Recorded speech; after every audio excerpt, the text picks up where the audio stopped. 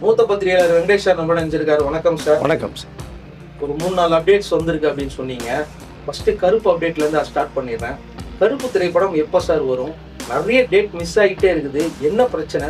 படம் எடுக்கும் போதே உள்ள நிறைய பிரச்சனைகள்லாம் நடந்ததுன்னு சொன்னாங்க. என்ன ஆச்சு?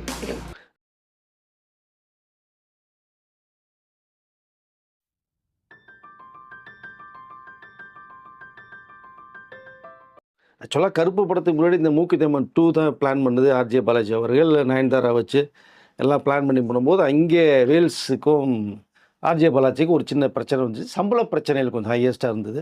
நான் ஒரு படம் வெற்றி அடைஞ்சாலே அடுத்த படத்துக்கு அமௌண்ட் ஆட்டோமேட்டிக்காக ஏறும். அது ஏற்ற தான் செய்வார்கள், நியாயம்தான் அது. பட் ரொம்ப ஏற்றும் போது தான் இங்கே ஒரு சிக்கல் வரும். அப்போ தான் அதில் கொஞ்சம் அந்த முரண்பாடு ஏற்படும் போது தான் ஆர்ஜே பாலாஜி இருந்து ஆட்டோமேட்டிக்காக வெளில போக வேண்டிய சூழ்நிலை வந்துட்டார். அதன் பிறகு பார்த்தோம்னா மூக்கி தேம்மன் 2 சுந்தர் சியை வச்சு அவருடைய ஃபேவரட் டைரக்டர் வேல்ஸ் ஃபிலிம்ஸ் டக்குன்னு அதை டைப் பண்ணாங்க. அந்த படம் கிட்டத்தட்ட நயன்தாரா பேக்கில் அதுவும் படம் முடிஞ்சிச்சு. கிட்டத்தட்ட 100 கோடி ரூபா பெரிய பட்ஜெட் தயார் பண்ணியிருக்காங்க மூக்கி தேம்மன் 2. பட் இங்கே ஆர்ஜே பாலாஜி வந்ததுக்கு பிறகு நம்மளுடைய டைட்டில் எல்லாமே இங்கே போயிடுச்சு. என்ன பண்ணலாங்கும் போது அதை ரொம்ப ஒரு மாதிரி வெறித்தனமாக கருப்பண்ண சுவாமியை கொஞ்சம் மாற்றம் செய்யப்பட்டு கருப்புன்னு டைட்டில் வச்சு அது இன்ஸ்பெக்டர் ரோல் தான் வச்சுருந்தார் முதல்ல. அது மூக்கி தேம்மன் 2 நயன்தாரா பண்ணிட்டாங்க. இப்போ இதை அப்படியே அட்வொகேட்டாக மாற்றி டக்குன்னு இந்த கதை விஜய் அவர்கள்ட்டையுமே போயிட்டு வந்த ஒரு விஷயம் இருக்குது. பட் இது ஃபீமேல் ஓரியன்டாக போகிறதுனால என்ன தான் மேலே பார்த்தனா கூட அந்த ஒரு டச்சு போகும். அப்போ விஜய் வேணான்னு சொல்லி ரிஜெக்ட் பண்ணிட்டார். அப்போ தான் யார் பண்ணும் போது தான் இந்த கதையை சூர்யா கிட்ட போகுது. சூர்யா கேட்ட உடனே கொஞ்சம் புதுசாக இருக்குது பண்ணலாம். அவருக்கு ஒரு பெரிய பிரேக் தேவைப்படுது. நிறைய தோல்வி படம் கொடுத்துட்டு ஒரு பெரிய பிரேக் எதிர்பார்க்கும். இந்த கதையை போய் மக்கள்கிட்ட ரீச் ஆகும் அப்படிங்கிற அளவில் ஓகேன்னு சொன்னாங்க. உடனடியாக அது படவெளியில் ஆரம்பமாகுது. படம் கிட்டத்தட்ட முடிகிறச்சு இதுக்கிடையில் நிறைய பிரச்சனைகள் ஒன் பை ஒன்னாக ஆரம்பிக்கும். திரிஷா, ஆர்ஜே பாலாஜி, சூர்யா கொஞ்சம் இடையில நெருடல் நிறையா வருது. ஏன்னா இவர் சொன்னதை விட இன்னும் படம் நல்லா வரணும்னு சொல்லி ஷூட்டிங் டேஸ் கூட ஆர்ஜே பாலாஜி ஒரு 20-30 நாள் எக்ஸ்டென்ஸ் எடுத்துகிட்டு தான் ஒரு தகவல் வந்தது. செலவுகள் வேறு எகிரிடுச்சு உங்களுக்கு. அதை படத்தில் கடைசி அவுட்புட் நல்லா வருங்கிறது வேறு விஷயம். ஆனால் அந்த ஷூட்டிங் அப்போ இருக்கிற டென்ஷன் டார்ச்சரிங்களா அதுதான் பெரிய பாடாப்படுத்தும். இதுலேயும் கிட்டத்தட்ட ஆர்ஜே பாலாஜி ஒரு சாஃப்ட் கார்னர் தான். இதில் அவரும் கொஞ்சம் விளையாட ஆரம்பிச்சிட்டாரு. இதனுடைய படப்பிடிப்பு நாட்கள் அதிகமாகுது, தள்ளுது. பட் ஒரு வழியாக ஷூட்டிங் முடிக்கப்படுது. பட் போன வருஷமே இது வர வேண்டிய படம் உங்களுக்கு டிஜிட்டல் ரைட்ஸ் கொஞ்சம் போகலை. காரணம் கேட்டால் டிஜிட்டல் லாஸ்ட் இயர் கோட்டா வெள்ளம் முடித்து பிஸ்னஸ் க்ளோஸ் பண்ணிட்டாங்க. அப்போ நீங்கள் தியேட்டர்களில் நீங்கள் பிஸ்னஸ் பேசும்போது ஒன்று ப்ளஸ்ஸாக இருக்கும், மைனஸாக போகும். அப்போ நம்ம தியேட்டர்களில் பண்ணுவோன்னு சொல்லும் போது தான் இந்த இயர் வரதுக்கான ஒரு வாய்ப்பு தான். அதனால் போன வருஷமே படம் ரிலீஸ் ஆக வேண்டியது ஆகலை. பட் அங்கே ஷூட்டிங்கும் 20 நாள் வேணும்னு சொல்லிட்டார் ஆர்ஜே பாலாஜி. அதுவும் திரும்பி ஷூட் பண்ணிட்டு ஒரு வழியாக படம் முடிஞ்சிருக்கு. நிறைய பிரச்சனைக்கு நடுவில் படம் நல்லா வந்திருக்கிறதா ஒரு தகவல் வருது. நீங்கள் ட்ரெய்லர் பார்த்துட்டு போய் சாங்லாம் விட்டாங்க. சாய் பேங்கர் அப்படியே சாங் நல்லா தான் இருக்குது. பட் இப்போ எப்போ வருங்கிறது மிகப்பெரிய ஒரு கேள்விக்குறியாக இருக்குது. ஜனவரி 26 ரிலீஸ் மாதிரி சொன்னாங்க, அது வரலை. அப்புறம் February 14 சொன்னாங்க, அதுவும் வரலை. இப்போ கிட்டத்தட்ட எப்போ வருங்கிறது மிகப்பெரிய நீங்கள் கேட்ட மாதிரி கேள்விக்குறியாக இருக்குது. April 14 கடைசியாக ரிலீஸ் பண்ணலாம் அப்படிங்கிற அளவுக்கான ஒரு விஷயம் பேசப்பட்டுக்கிட்டு இருக்கு. பல பிரச்சனைகளை தாண்டி கருப்பு வெளியே வந்ததுன்னா சூர்யாவுக்கு ஒரு பெரிய பிரேக் வரும்னு அவர் எதிர்பார்த்துட்டு இருக்கார் இப்போதைக்கு. Okay sir. ஏன்னா நிறைய பேர் இந்த டேட் தள்ளி போயிட்டே போகுது, ஒரு நல்ல படத்தை எடுத்து வச்சிட்டியா, இவ்வளோ டிலே ஆகுதா, இல்லை என்னதான் பிரச்சனை அப்படின்னு சொன்னாங்க. இது எவ்வளவுக்கு தான் சார் கடைசியாக இதை பேக் பண்ணாங்க இந்த படம்? இல்லை, அதுதான் ஆர்ஜே பாலாஜி தானே காரணம்.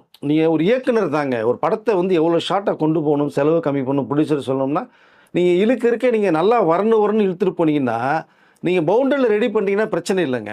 படத்தோட கேமராமேன் அப்போ கொஞ்சம் அதிகமாக இல்லை விஷ்ணு அவங்க. பட் அவர் கேமரானா நீங்கள் படம் குவாலிட்டி நல்லா வரணும் இல்லையா? அப்போ அந்த டிபார்ட்மெண்ட் நல்லா இருக்குல்ல. நீங்கள் மொட்டையாக சிங்கிள் கேமரா வச்சு டக்குன்னு 4 ஷாட் எடுத்துகிட்டு போனோம்னா உங்களுக்கு குவாலிட்டி கொடுக்க முடியாதுங்க.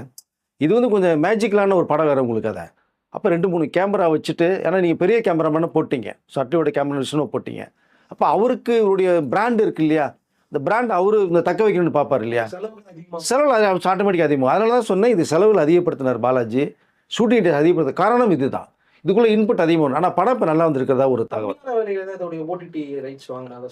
இல்லை, அதுதான் ரொம்ப டிமாண்ட் பண்ணப்பட்டு இது அவங்க இப்போதைக்கு கோட்டாவில் மெதுவாக பார்த்துக்கோன்னு சொல்லிட்டாங்க. பிஸ்னஸ் ஆகாத ஒரு குறைநாள் தான் இவ்வளோ ஒரு டேஸ் எடுத்தது, மந்த் எடுத்தது. பட் இப்போ ஓரளவு மினிமம் அமௌண்ட்டில் ஒன்று பேசப்பட்டிருக்காங்க. எனக்கு தெரிஞ்ச வரைக்கும் 30 கோடிக்கு மேலே ஓடிடி ரைட்ஸு பேசப்பட்டதாக ஒரு தகவல். சேட்டலைட்டும் பண்ணிட்டாங்க. ஒரு 15 கோடிக்கு மேலே ஏதோ பேசப்பட்டதாக ஒரு தகவல் வருது. இப்போ தான் ஓரளவு பேசி முடிச்சிருக்காங்க. பட் இது பெரிய அமௌண்ட் கிடையாது. ஸோ ஆவரேஜான ஒரு அமௌண்ட். சரி, ஒரு பிஸ்னஸை முடிச்சிருவோம் அப்படின்னு சொல்லி தான் இப்போ இந்த படம் April 14 வர்ற மாதிரி ஒரு தகவல் இருக்குது. Okay sir. இப்போ சிம்பு அவர் எங்க தான் இருக்கிறாரு? ஏன் இந்தியாவிலே இருக்க மாட்டேன்றாரு அவரு? ஆல்மோஸ்ட் அவர இங்க பார்க்கவே முடியலன்றாங்க. அடுத்தடுத்த திரைப்படங்கள் வரவே இல்ல. தக் லைஃப்க்கு அப்புறம் அவர பார்க்கவே முடியல. அவருக்கு எப்பதான் சார் கல்யாணம்? இல்லங்க சிம்பு இங்க தாங்க இருக்காரு. எங்கெங்க போறாரு அவரு? ஆனா இப்ப வந்து துபாய்க்கு போய் அங்க ஒரு வீடு ஒண்ணு பேசப்பட்ட ஒரு வீடு ஒண்ணு கிட்டத்தட்ட 60 கோடி ரூபாய்க்கு ஒரு ஒரு வீடு வாங்குறதா இருக்காங்க. அவருடைய பெஸ்ட் ஃப்ரெண்டு துபாயில மிகப்பெரிய தொழிலதிபர் கண்ணன் ரவி. அவரும் சேர்ந்து தான் இந்த சிம்புடைய 50வது படத்த தேசிங்கு பெரியசாமி கிட்டத்தட்ட ஒரு 150 கோடி ரூபாய் பட்ஜெட்ல தயாரிக்க போறதா ஒரு பேச்சுவார்த்தை போயிட்டு இருக்கு. இப்ப 50-50ல பண்றது மாதிரி ஒரு விஷயம் இருக்கு. இப்ப அங்க பெரிய பிசினஸ்மேன் துபாயில இருக்காரு அவரு. பட் அங்கே பக்கத்துல வந்து துபாயில வந்து இவரு சிம்பு ஒரு வீடு ஒண்ணு வாங்குறாங்க. அதற்கு வந்து கிட்டத்தட்ட ஒரு 30 கோடி ரூபாய் வந்து கண்ணன் ரவி அவர்கள் சிம்புக்கு அந்த படத்தினுடைய அட்வான்ஸ் பேமெண்ட்டாக கொடுக்கப்படுறதா ஒரு தகவல் இருக்கு. இவர் 30 கோடி ரூபாய் போட்டு துபாயில் வீடு வாங்க போறாங்க. இதற்கிடையில் வந்து யுஎஸ்ஏக்கும் லண்டனுக்கும் சிம்பு பறந்துட்டு இருக்காரு. அங்கே சில டெக்னிக்கலான சில விஷயங்களை கற்றுட்டு வரலான்னு போயிட்டு இருக்காரு. பட் இங்கே வந்து அரசன் படத்தினுடைய படைப்பிடிப்பு கோவில்பேட்டில் ஒரு ஷெடியூல் முடிஞ்சிச்சு. இப்போ அவர் வந்து சைமல்டேனியஸாக ஒரு 5 மாதம் அரசனுக்காக ஒதுக்கி வச்சிருந்த டேட் உங்களுக்கு. இதற்காகவே 3 மாதம் சென்னையிலேயே உட்காந்துருந்தார் உங்களுக்கு. அது வந்து குறிப்பிட்ட நாட்களில் படப்பிடிப்பு நடத்த முடியல. தானுக்கு, வேல்ஸ் ஃபிலிம்ஸுக்கு, வெற்றிமாறனுக்கு ஒரு பிரச்சனை ஓடிச்சு. அதில் வந்து கொஞ்சம் காலதாமதமாச்சு. பிரச்சனைலாம் முடிஞ்சு பண்ணும்போது தான் துபாயில் இருந்தார். வந்து கோவில்பேட்டில் முடித்தாங்க. செகண்ட் ஷெடியூல் ஆரம்பிக்கலாங்கும் போது விஜய் சேதுபதியுடைய காம்பினேஷன் வருது. ஏன்னா 2 கெட்டப்பில் சிம்பு பண்ணுறாரு இதில். மாறி மாறி ஒரு ஒரு 45 இயர்ஸ் ஒன்று, 25 இயர்ஸ் ஒன்று. விஜய் சேதுபதி வந்து உள்ளே மிங்கிள் ஆகணும். அவர் ஒரு 7-8 படம் கமிட் பண்ணாலும் அவர் டேட் கிடைக்கல. இப்போ சிம்புவை மட்டும் வச்சு பண்ண முடியாது. அவருடைய தனி ட்ராக் ஃபுல்லாக முடிச்சிட்டாங்க. காம்பினேஷன் கொஞ்சம் வருது. ஒரு பக்கம் பார்த்தீங்கன்னா சிம்புவுக்கு ஜோடியாக இந்த சமதா ஃபைனல் பண்ணியிருக்காங்க. அவங்க மேரேஜ் பண்ணி அவங்க ஹனிமூனுக்கு போயிட்டாங்க வேற. இவ்வளோ சிக்கல்கள் இந்த அரசனில் உருவாக்கிட்டே இருக்குது. இப்போ விஜய் சேதுபதி டேட் இல்லாதனால தான் கொஞ்சம் காலதாமதமாச்சு. இப்போ அமெரிக்காவில் சிம்பு போயிட்டார். இவர் டேட் கொடுத்த உடனே சிம்புவும் விஜய் சேதுபதியும் சேர்ந்து நடிக்கக்கூடிய அந்த காம்பினேஷன் வந்து ஒர்க் அவுட் ஆகுது. அது நடந்துச்சுன்னா ஒரு ஷெட்யூலே பிளான் பண்ணுறாங்க. இனி வந்து ஒரு கிட்டத்தட்ட ஒரு 50 டேஸ் வரைக்குமே அதை சிங்கிள் ட்ராக்கில் ஷூட் பண்ண போகிறாங்க. அது முடித்த உடனே சமந்தாவுடைய ட்ராக் வருது. மற்ற ஆண்ட்ரியா, கிஷோர், சமுத்திரக்கனி, மணிகண்டன் அவங்களுடைய காம்பினேஷன் ஃபுல்லாகவே ஒரு பக்கம் செட்டில் ஒரு பக்கம் நார்த் மெட்ராஸில் ஷூட் பண்ணி உங்களுக்கு வந்து ஏப்ரல் 30ஆம் தேதியோட இதோடைய படப்பிடிப்பு முழுசாக முடியுது. சிம்பு வெற்றிமாறனுடைய அழைப்புக்காக வெயிட் பண்ணிட்டு இருக்காரு. ஒரு ஃபோன் கால் வந்தால் புறப்பட்டு இங்கே வந்துடுறாரு. இதுதான் சிம்புடைய ஸ்டேட்டஸ். இதற்கு அடுத்து பார்த்தீங்கன்னா அஸ்வத் மாரிமுத்து படம் கமிட் பண்ணால் அது டிசம்பர் மாதமே ஷூட்டிங் போக வேண்டியது. ஏஜிஎஸ் ரெடியாக இருக்காங்க. ட்ராகன் ஒரு மிகப்பெரிய வெற்றி படத்தை கொடுத்துட்டு அஸ்வத் வந்து சிம்புக்காக அவர் வெயிட் பண்ணிட்டு இருக்காரு. சிம்பு வந்து இங்கே இவருக்காக நம்ம அரசன் படத்துக்கு அவர் வெயிட் பண்ணிட்டு இருக்காரு. ட்ரையாங்கிளில் ஒரு சிக்கல் சிம்புக்கு. இல்ல இது நடுவுல ஒரு ரஜினி படத்துக்கு போனதுனால சிம்பு கொஞ்சம் அப்செட் ஆயிட்டாருன்னு சொன்னாங்க. இல்லை டிசம்பர் மாதம் வந்து அஸ்வத் மாரிமுத்து படம் வந்து ஷூட்டிங் ஆரம்பிக்க வேண்டியது சிம்பு படம். அங்கே வந்து இந்த அரசனுக்காக டேட் தள்ளுது. அப்போ அஸ்வத் மாரிமுத்து டைம் ஃப்ரீயாக இருக்கார். அந்த நேரத்தில் வந்து சூப்பர் ஸ்டாருடைய படத்துக்கு கதை கேட்குற ஒரு விஷயம் ஒன்று போகுது. சுந்தரிசி விலகி போனதுனால.